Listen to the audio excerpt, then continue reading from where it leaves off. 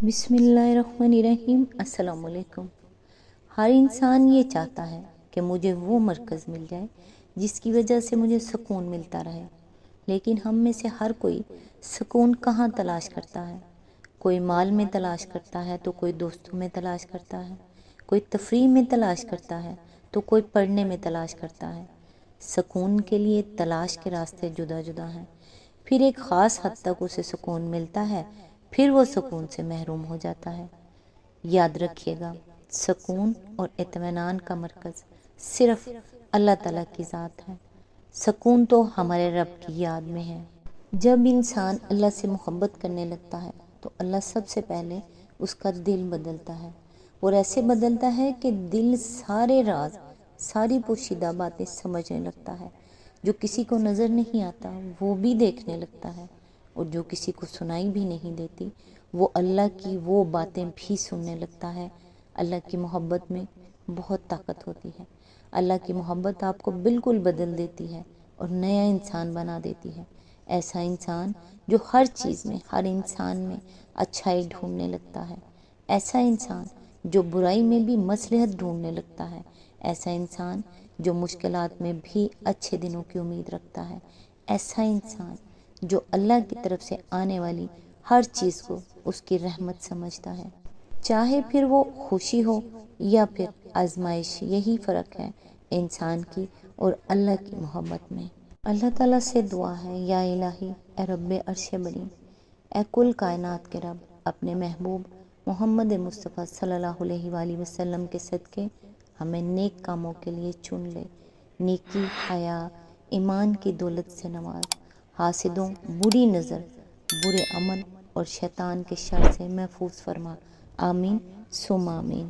آج انشاءاللہ سورہ النجم کی آیت نمبر 40 سے سٹارٹ کریں گے۔ اس کا ترجمہ اور تفسیر تفہیم القرآن سے بیان کروں گی جو اہل سنت جماعت کے لیے ہے۔ اعوذ باللہ من الشیطان الرجیم، بسم اللہ الرحمن الرحیم۔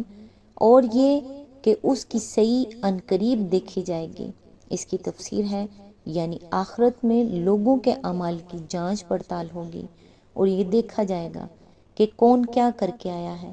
یہ فقرہ چونکہ پہلے فقرے کے مان بعد ارشاد ہوا ہے، اس لیے اس سے خود بخود یہ بات ظاہر ہوتی ہے کہ پہلے فقرے کا تعلق آخرت کی جزا و سزا ہی سے ہے، اور ان لوگوں کی بات صحیح نہیں ہے جو اسے اس دنیا کے لیے ایک معاشی اصول بنا کر پیش کرتے ہیں۔ قرآن مجید کی کسی آیت کا ایسا مطلب لینا صحیح نہیں ہو سکتا جو سیاق و سباق کے بھی خلاف ہو اور قرآن کی دوسری تصریحات سے بھی متصادم۔ آیت نمبر 41، اور اس کی پوری جزا اسے دی جائے گی۔ آیت نمبر 42، اور یہ کہ آخر کار پہنچنا تیرے رب ہی کے پاس ہے۔ آیت نمبر 43، اور یہ کہ اسی نے ہنسایا اور اسی نے رلایا۔ اس کی تفسیر ہے، یعنی خوشی اور غم دونوں کے اسباب اسی کی طرف سے ہیں۔ اچھی اور بری قسمت کا سررشتہ اسی کے ہاتھ میں ہے۔ کسی کو اگر راحت اور مسرت نصیب ہوئی ہے تو اسی کے دینے سے ہوئی ہے، اور کسی کو مصائب و آلام سے سابقہ پیش آیا ہے تو اسی کے مشیت سے پیش آیا ہے۔ کوئی دوسری ہستی اس کائنات میں ایسی نہیں ہے جو قسمتوں کے بنانے اور بگاڑنے میں کسی قسم کا دخل رکھتی ہو۔ آیت نمبر 44، اور یہ کہ اسی نے موت دی اور اسی نے زندگی بخشی۔ آیت نمبر 45، اور یہ کہ اسی نے نر اور مادہ کا جوڑا پیدا کیا۔ آیت نمبر 46، ایک بوند سے جب وہ ٹپکائی جاتی ہے۔ اس کی تشریح کے لیے ملاحظہ و تفہیم القرآن جلد 3 سورہ روم حواشی نمبر 27-30، جلد 4 سورہ شورى حاشیہ نمبر 77۔ آیت نمبر 47، اور یہ کہ دوسری زندگی بخشنا بھی اسی کے ذمہ ہے۔ اس کی تفسیر ہے، اوپر کی دونوں آیتوں کے ساتھ ملا کر اس آیت کو دیکھا جائے تو محسوس ہوتا ہے کہ ترتیب کلام سے خود بخود حیات بعد الموت کی دلیل بھی برآمد ہو رہی ہے۔ جو خدا موت دینے اور زندگی بخشنے پر قدرت رکھتا ہے، اور جو خدا نطفے کی حقیر سی بوند سے انسان جیسی مخلوق پیدا کرتا ہے، بلکہ ایک ہی مادہ تخلیق و طریق پیدائش عورت اور مرد کی دو الگ صنفیں پیدا کر دکھاتا ہے۔ اس کے لیے انسان کو دوبارہ پیدا کرنا کچھ دشوار نہیں ہے۔ آیت نمبر 48، اور یہ کہ اسی نے غنی کیا اور جائیداد بخشی۔ اس کی تفسیر ہے، اصل میں لفظ اکنا استعمال ہوا ہے جس کے مختلف معنی اہل لغت اور مفسرین نے بیان کیے ہیں۔ قتادہ کہتے ہیں کہ ابن عباس نے اس کے معنی ارضا یعنی راضی کر دیا بتائے ہیں۔ اکرمہ نے ابن عباس سے اس کے معنی قنّا یعنی مطمئن کر دیا نقل کیے ہیں۔ امام راضی کہتے ہیں کہ آدمی کی حاجت سے زیادہ جو کچھ بھی اس کو دیا جائے وہ اقنا ہے۔ ابو عبیدہ اور دوسرے متعدد اہل لغت کا قول ہے کہ اقنا کنیا سے مشتق ہے جس کے معنی ہیں باقی اور محفوظ رہنے والا مال، جیسے مکان، اراضی، باغات، مویشی وغیرہ۔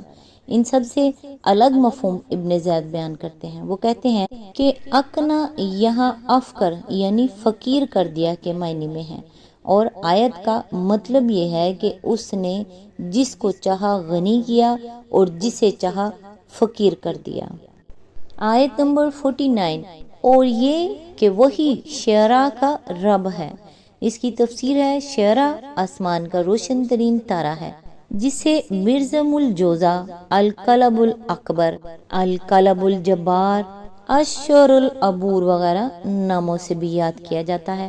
انگریزی میں اس کو سیریس اور ڈوگ سٹار اور کینس میجوریس کہتے ہیں۔ یہ سورج سے 23 گنا زیادہ روشن ہے، مگر زمین سے اس کا فاصلہ 8 سال نوری سے بھی زیادہ ہے، اس لیے یہ سورج سے چھوٹا اور کم روشن نظر آتا ہے۔ اہل مصر اس کی پرستش کرتے تھے کیونکہ اس کے طلوع کے زمانے میں نیل کا فیضان شروع ہوتا تھا، اس لیے وہ سمجھتے تھے کہ یہ اسی کے طلوع کا فیضان ہے۔ جاہلیت میں اہل عرب کا بھی یہ عقیدہ تھا کہ یہ ستارہ لوگوں کی قسمتوں پر اثر انداز ہوتا ہے، اسی بنا پر یہ عرب کے معبودوں میں شامل تھا، اور خاص طور پر قریش کا ہمسایہ قبیلہ خزاع اس کی پرستش کے لیے مشہور تھا۔ اللہ تعالیٰ کے ارشاد کا مطلب یہ ہے کہ تمہاری قسمتیں شعرا نہیں بناتا بلکہ اس کا رب بناتا ہے۔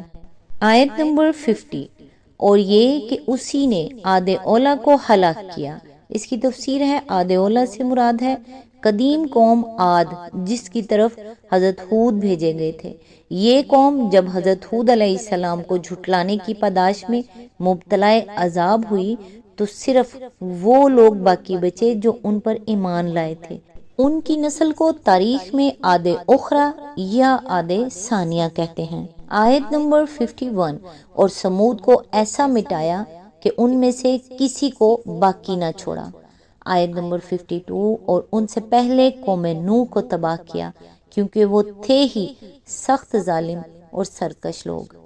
آیت نمبر 53، اور اوندھی گرنے والی بستیوں کو اٹھا پھینکا۔ آیت نمبر 54، پھر چھا دیا ان پر وہ کچھ جو تم جانتے ہی ہو کہ کیا چھا دیا۔ اس کی تفسیر ہے، اوندھی گرنے والی بستیوں سے مراد قوم لوط کی بستیاں ہیں۔ چھا دیا ان پر جو کچھ چھا دیا سے مراد غالباً بحر مردار کا پانی ہے جو ان کی بستیوں کے زمین میں دھنس جانے کے بعد ان پر پھیل گیا تھا اور آج تک وہ اس علاقے پر چھایا ہوا ہے۔ آیت نمبر 54، پس اے مخاطب اپنے رب کی کن کن نعمتوں میں تو شک کرے گا۔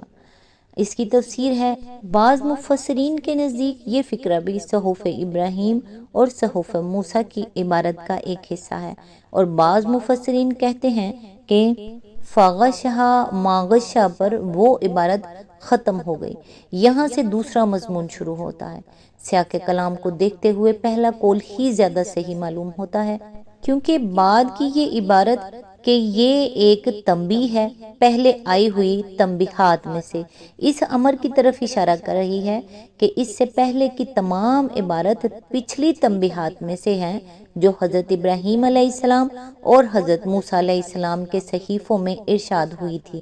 اسی آیت کے ضمن میں آگے فرمایا، اصل میں لفظ تتمارا استعمال ہوا ہے جس کے معنی شک کرنے کے بھی ہیں اور جھگڑنے کے بھی۔ خطاب ہر سامع سے ہے، جو شخص بھی اس کلام کو سن رہا ہو اس کو مخاطب کر کے فرمایا جا رہا ہے کہ اللہ تعالیٰ کی نعمتوں کو جھٹلانے اور ان کے بارے میں پیغمبروں سے جھگڑا کرنے کا جو انجام انسانی تاریخ میں ہو چکا ہے، کیا اس کے بعد بھی تو اسی حماقت کا ارتکاب کرے گا؟ پچھلی قوموں نے یہی تو شک کیا تھا کہ جن نعمتوں سے ہم اس دنیا میں مستفید ہو رہے ہیں یہ خدائے واحد کی نعمتیں ہیں، یا کوئی اور بھی ان کے مہیا کرنے میں شریک ہے، یا یہ کسی کی فراہم کی ہوئی نہیں ہے بلکہ آپ سے آپ فراہم ہو گئی ہیں۔ اسی شک کی بنا پر انہوں نے انبیاء علیہ السلام سے جھگڑا کیا تھا۔ انبیاء ان سے کہتے تھے کہ یہ ساری نعمتیں تمہیں خدا نے اور اکیلے ایک ہی خدا نے عطا کی ہیں، اس لیے اسی کا تمہیں شکر گزار ہونا چاہیے اور اسی کی تم کو بندگی بجا لانی چاہیے، مگر وہ لوگ اس کو نہیں مانتے تھے اور اسی بات پر انبیاء سے جھگڑتے تھے۔ اب کیا تجھے تاریخ میں یہ نظر نہیں آتا کہ یہ قومیں اپنے اس شک اور اس جھگڑے کا کیا انجام دیکھ چکی ہیں؟ کیا تو بھی وہی شک اور وہی جھگڑا کرے گا جو دوسروں کے لیے تباہ کن ثابت ہو چکا ہے؟